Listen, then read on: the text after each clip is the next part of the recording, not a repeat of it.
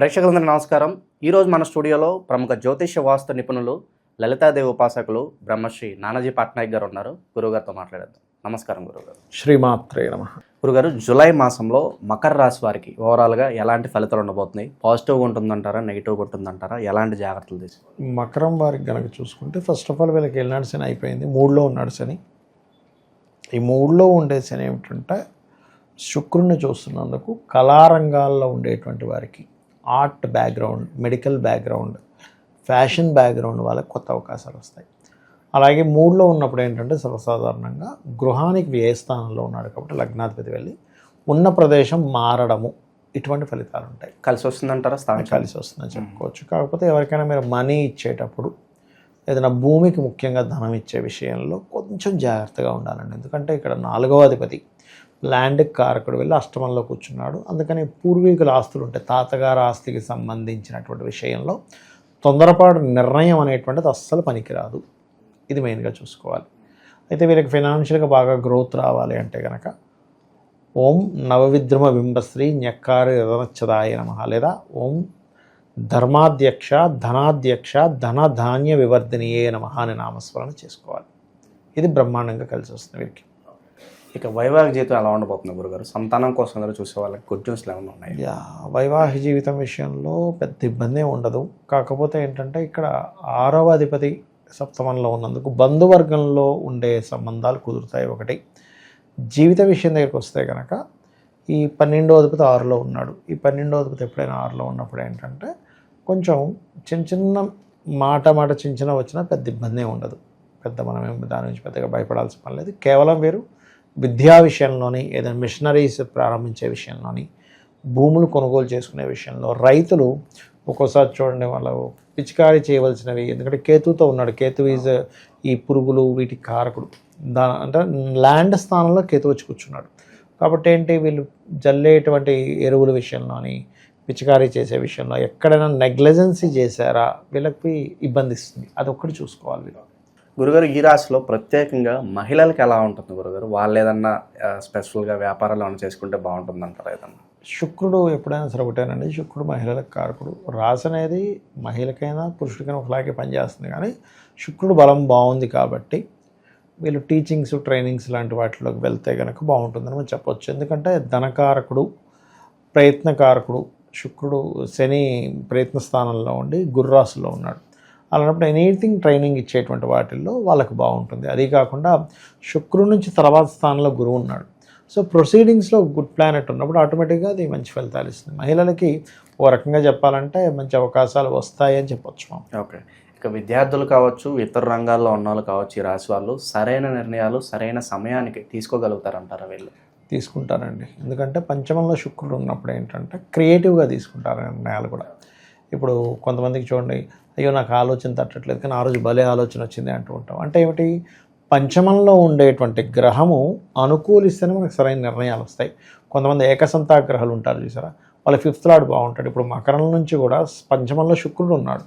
So ఎప్పుడైతే శుక్రుడు ఉన్నాడో ఆ శుక్రగ్రహం మీకు క్రియేటివ్గా ఏదైనా చేయడం వల్ల సక్సెస్ని ఇస్తుంది.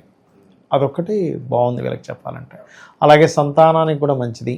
పంచమంలో వీనస్ ఉన్నప్పుడు కొంతమంది ప్రత్యేకంగా నాకు స్త్రీ సంతానమే కావాలంటుంటారు. అటువంటి వాటికి కూడా మంచిదని చెప్పుకోవచ్చు మనం ఇక్కడ. ఓకే. ఇక వీళ్ళ ఆర్థిక స్థితిగతులు ఎలా ఉండబోతున్నాయి గురుగారు? ఇందాక నేను చెప్పినట్టుగా కొంచెం ఈ ల్యాండ్కి సంబంధించిన, మెషినరీస్కి సంబంధించిన విషయాల్లో కొద్దిగా జాగ్రత్తగా ఉండాలి. ప్రధానంగా చూసుకుంటే కనుక అధికంగా ఎక్కువగా ఖర్చులు అయ్యే అవకాశం కనిపిస్తుంది గురుగారు. అధికంగా ఖర్చులంటే 12వ స్థానాధిపతి 6లో ఉన్నందుకు అప్పు చేసి ఎవరికైనా ఇవ్వాలనే థాట్స్ ఇట్లాంటివి ఉంటుంటాయి. కొంచెం జాగ్రత్తగా ఉండాలి. సో అది ఇచ్చినా కూడా రికవరీ అయ్యే ఛాన్సెస్ చాలా తక్కువ కనిపిస్తుంది అంటారు. అవునండి. ఓకే. ఇక ఆరోగ్యపరంగా ఏమైనా జాగ్రత్తలు తీసుకోవాల్సిన అవసరం ఉందా గురుగారు? ఆరోగ్యపరమైనటువంటి విషయాల్లో కొలెస్ట్రాల్ పెరుగుతుంది చూసారు కొంతమందికి. అటువంటి వారు కొంత జాగ్రత్తగా ఉండడము. కొంతమందికి ఏంటంటే ఇండైజెషన్ ఇష్యూస్ వస్తుంటాయి. ఎందుకంటే డైజెషన్ పార్ట్ స్థానంలో శుక్రుడు ఉన్నాడు చూడడానికి. కాకపోతే అదేమైందంటే అష్టమంలో కుజకేతువులు ఉన్నప్పుడు కొంచెం వేడి చేయడం ద్వారా వచ్చేటువంటి హ్యూమిడిటీ పెరగడం వల్ల ఇవి జాగ్రత్త తీసుకోవాలి. ఈ టైంలో విదేశాలకు వెళ్తే కనుక అక్కడే ఎక్కువగా స్థిరపడే అవకాశాలు ఎంతవరకు కనిపిస్తుంది? హైయర్ ఎడ్యుకేషన్ కోసం వెళ్ళే ప్రయత్నం ఫలిస్తుందండి ఈ టైంలో. ఎందుకంటే మనకి చాలామంది చూసుకుంటే కనుక స్టూడెంట్ వీసా మీద వెళ్ళి అక్కడ మళ్ళీ ఏదో జాబ్ చేసుకుంటూ ఉంటారు.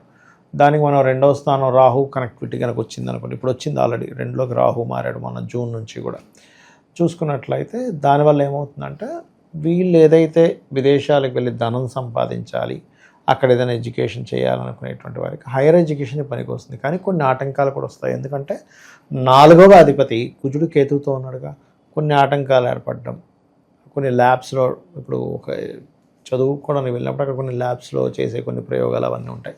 అటువంటి విషయాల్లో కొంత స్ట్రెస్ అవుతారు.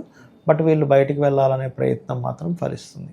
గురుగారు అయితే ఏనాడు శని దశ అయిపోయింది, సాధారణంగా అయిపోయిన తర్వాత ఎంతో కొంత రిలీఫ్ వస్తుందని అంటూ ఉంటారు. ఆ రిలీఫ్ వచ్చిన పీరియడ్లో ఎక్కువగా ఫ్రీడమ్ దొరుకుతుంది. సో ఎక్కువ తప్పులు చేసే అవకాశాలు ఉంటాయి. సాధారణంగా ఈ స్పేస్లో ఎలాంటి జాగ్రత్తలు తీసుకోవాలి ఓవరాల్గా వీళ్ళు? అంటే ఏలినాటి శనిలో ఎప్పుడు తప్పు చేస్తాడంటేనండి 12లో శని సంచారం చేసేటప్పుడు తప్పు చేస్తాడు. 12 అంటే వ్యసనాలు, ఖర్చులు, రకరకాల వ్యసనాలు. అందులో మందు ఉండొచ్చు, సిగరెట్ తాగేది ఉండొచ్చు, అమ్మాయిలు ఉండొచ్చు, ఇంకేమైనా క్యాజినోస్ అని రకరకాల బెట్టింగ్స్ అని అందులోకి వెళ్ళిపోయి ఇబ్బంది పడతాడు. 12లో ఉంటాయి. అది 2లో 3లోకి వెళ్ళిపోయాక ఏంటంటే అలాంటిది ఇవ్వడు. కానీ వాళ్ళ పర్సనల్ చార్ట్లో కనుక 12వ స్థానం పాడైతే మనం చెప్పలేం. బట్ గోచార శని 3లో ఉన్నప్పుడు అలాంటి తప్పిదాలు చేయనివ్వడు. ఎంతసేపు నేను వర్క్లో ముందుకు వెళ్ళాలనే థాట్ ఎక్కువ ఇస్తాడు అక్కడ. అది ఓకే. ఇక ఎలాంటి పరిహారాలు చేసుకోవడం ద్వారా మంచి ఫలితాలు ఉంటాయి అంటారు గురుగారు? వీరికి అష్టమంలో కుజకేతులు ఉన్నారు కాబట్టి నన్ను అడిగితే దీక్షలు తీసుకోవడం, గణపతి సుబ్రహ్మణ్య స్వామి దీక్ష తీసుకోవడం ఒకటి బాగా పనిచేస్తుంది. రెండవది వారాహి అమ్మవారి స్తోత్రము లేదా హయగ్రీవ స్తోత్రము ఇట్లాంటివి బాగా పనిచేస్తాయి. ఓకే.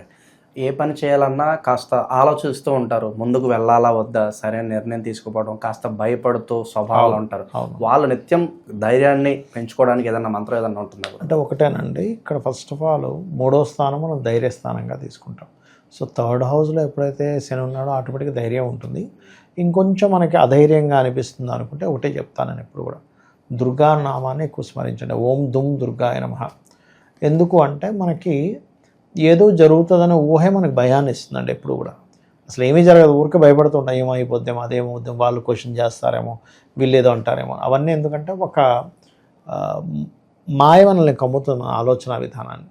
మాయని తొలగించే శక్తి దుర్గా అమ్మవారికి ఉంటుంది. అందుకని ఓం దుమ్ దుర్గాయ నమః చేసుకున్నట్లయితే బాగుంటుంది. దాంతోపాటు లలితా సహస్రనామాల్లో ఓం కనకాంగద కేయూర కమనీయ భుజాన్వితాయ నమః అద్భుతమైనటువంటి ధైర్య సాహసాలు వస్తాయి. ఓవరాల్గా మకర రాశి వాళ్ళకి ఈ నెల ఎలా ఉండబోతుందో మీ మాటలో చాలా బాగా వివరించారు. ధన్యవాదాలు. శ్రీమాత్రే నమః.